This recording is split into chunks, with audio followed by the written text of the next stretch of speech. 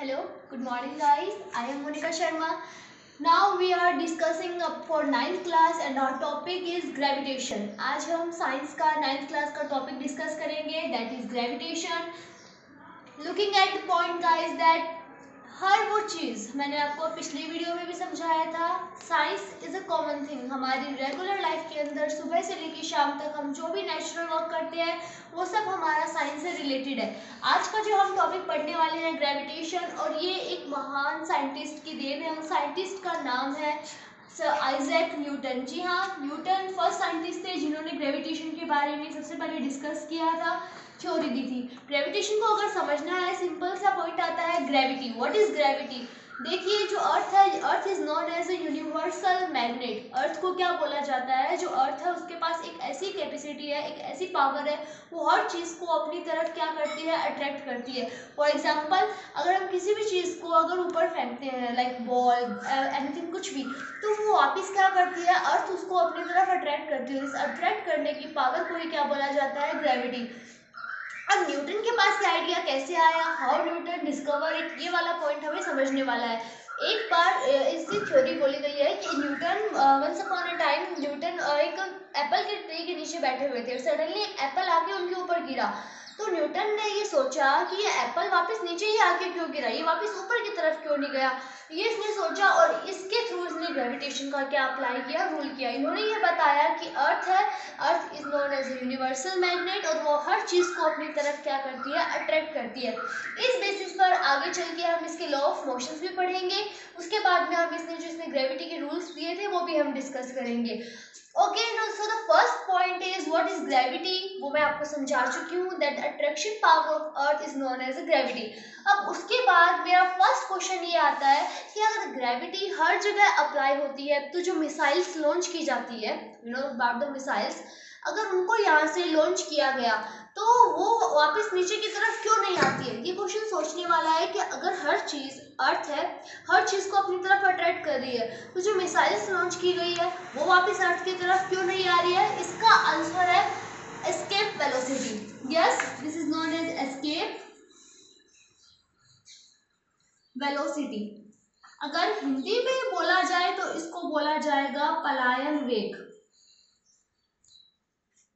देखिए, हर चीज का अपनी एक वेलोसिटी होती है, अपना एक वेग होता है. वेग मतलब कितनी गति से वो मूवमेंट शो कर सकता है अपना.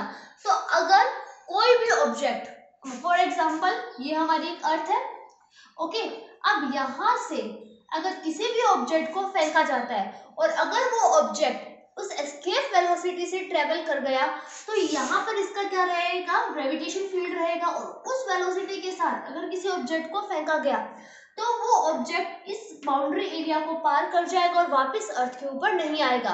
जिस वेलोसिटी से उस ऑब्जेक्ट को फेंका जाना होगा, उस वेलोसिटी को क्या बोला जाएगा? Escape velocity. So my next question is, उस एस्केप वेलोसिटी कितनी होनी चाहिए मिनिमम?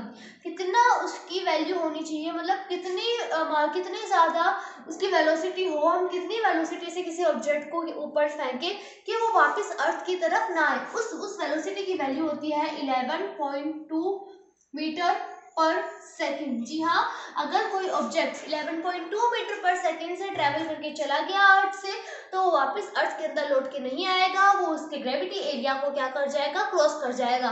हियर मैंने आपको यहाँ पर दो पॉइंट अच्छे से समझा दिए हैं, that what is gravity, who discover it, and what is escape velocity. मतलब ऐसी क्या कंडीशन है जिसके अंदर अगर ऑब्जेक्ट अर्थ से बाहर चला गया तो वो वापस नहीं आएगा.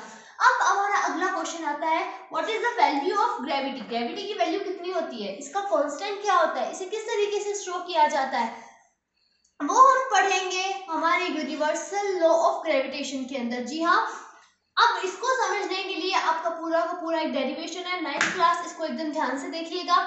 ये आपका बहुत ही ज़्यादा इंपॉर्टेंट टॉपिक है और ये 101% श्योर है कि आपसे एग्जाम में पूछा ही जाएगा. तो हमारा अगला जो टॉपिक है हम डिस्कस करने जा रहे हैं, that is universal law of gravity. So our next topic is universal law of gravitation.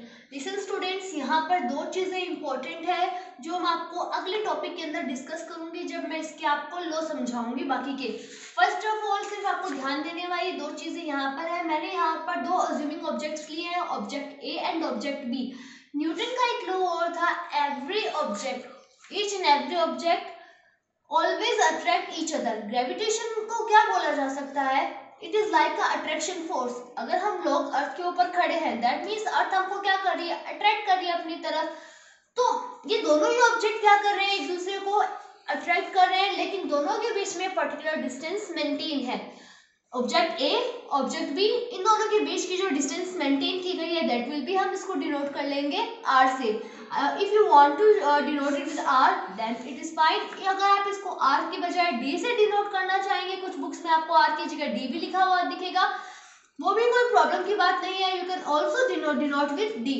Okay, now यहाँ पर हमने ऑब्जेक्ट ए का मास ले लिया है m1, ऑब्जेक्ट बी का मास हमने ले लिया है m2। Listen one thing very clearly, मैं बोल रही हूँ mass, not weight. There is a bigger difference between mass and weight. वो अगली वीडियोस में मैं आपको क्लियर कर दूंगी कि what is the difference between mass and weight. यहाँ पर आप इतना कंसंट्रेट कीजिए दैट ऑब्जेक्ट ए का मास है m1, ऑब्जेक्ट बी का मास है m2, इन दोनों के बीच में जो डिस्टेंस मेंटेन हो रखी है, दैट इज r। अब यहाँ पर आपको एक चीज ध्यान रखनी है, gravitation is like a force. Okay, तो हम इसको बार बार यहाँ पर हम इसको डिनोट करेंगे कैपिटल F से। फर्स्ट इसका जो रूल रहेगा, F direct proportional to m1 m2। That means जो फोर्स अप्लाई हो रहा है वो दोनों ही ऑब्जेक्ट का जो मास है m1 और m2, इनके मल्टीप्लिकेशन की क्या रहेगा? Direct proportional. दैट मीन्स अगर मास बढ़ेगा, ग्रेविटेशनल फोर्स भी बढ़ेगा। अगर मास कम हो गया तो ग्रेविटेशनल फोर्स भी क्या हो जाएगा? कम हो जाएगा। Is it clear? मैं इसको इक्वेशन नंबर 1 दे रही हूँ। सेकंड रूल क्या चलेगा? F inverse proportional to 1/r का स्क्वायर। 1/r का स्क्वायर मतलब इन दोनों के बीच की डिस्टेंस का क्या करना है? आपको स्क्वायर करना है। इनवर्स प्रोपोर्शनल का मतलब क्या है? जितना ज्यादा ये r की वैल्यू बढ़ती जाएगी, ग्रेविटेशनल फोर्स उतना ही कम होता जाएगा। इस चीज को आप एक और एग्जांपल से भी समझ सकते हैं। अगर आपको इनवर्स प्रोपोर्शनल नहीं समझ आ रहा है, फॉर एग्जांपल आप दो मैग्नेट लीजिए, जब तक वो मैग्नेट पास पास है, उनका अट्रैक्शन फोर्स ज्यादा है, वो आपस में जल्दी चिपक जाएगी। धीरे धीरे धीरे आप उनकी क्या बढ़ाते जाइए? डिस्टेंस बढ़ाते जाइए।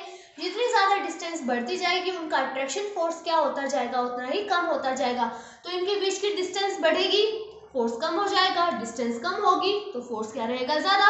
It is known as inverse proportional. इसको मैंने इक्वेशन नंबर क्या दे दिया? 2।